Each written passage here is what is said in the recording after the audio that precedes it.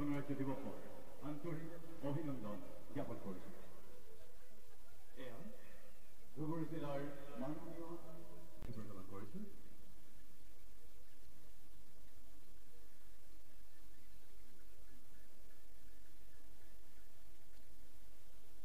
যিসকল মহান বীৰৰ সেইসকল অমৰ শ্বহীদক মাননীয় জিলা আয়ুক্ত মহোদয়ে পুষ্প প্ৰদান কৰি এয়া শ্বহীদ বেদীত শ্ৰদ্ধাঞ্জলি জ্ঞাপন কৰিছে।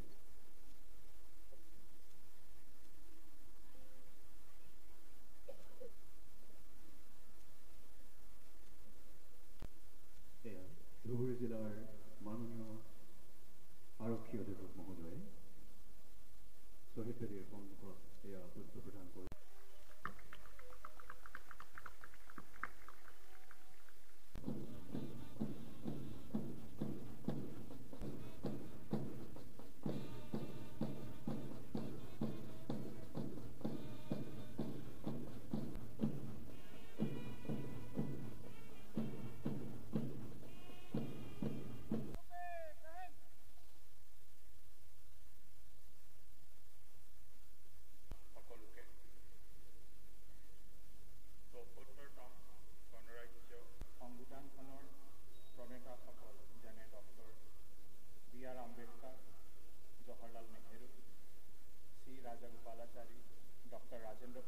স্বতন্ত্ৰ আৰু সংবিধানৰ মহানতাৰ ওচৰত শীৰ্ণত কৰি দেশখন 2047 চনৰ ভিতৰত বিকশিত ৰাষ্ট্ৰ কৰি তোলাৰ বাবে ঐক্যবদ্ধ হোৱা।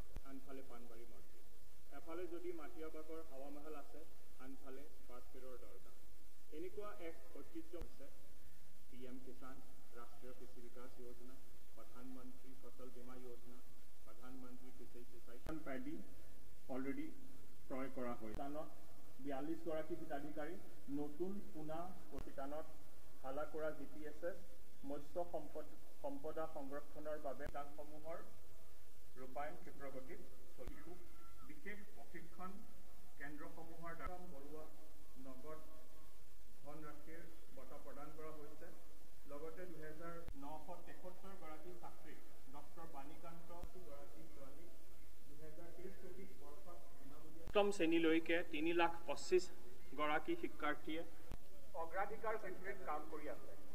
এই ক্ষেত্ৰত ধুবুৰী নিৰাপদ প্ৰসৱকৰণৰ বাবে জিলা স্বাস্থ্য বিভাগে পইণ্টৰ সংখ্যা 61টাৰ পৰা 69টালৈ 5% ৰোধ কৰিবলৈ সক্ষম হৈছে। জন্মৰ হাৰ কমোৱাৰ ওপৰতো গুৰুত্ব দিয়া হৈছে।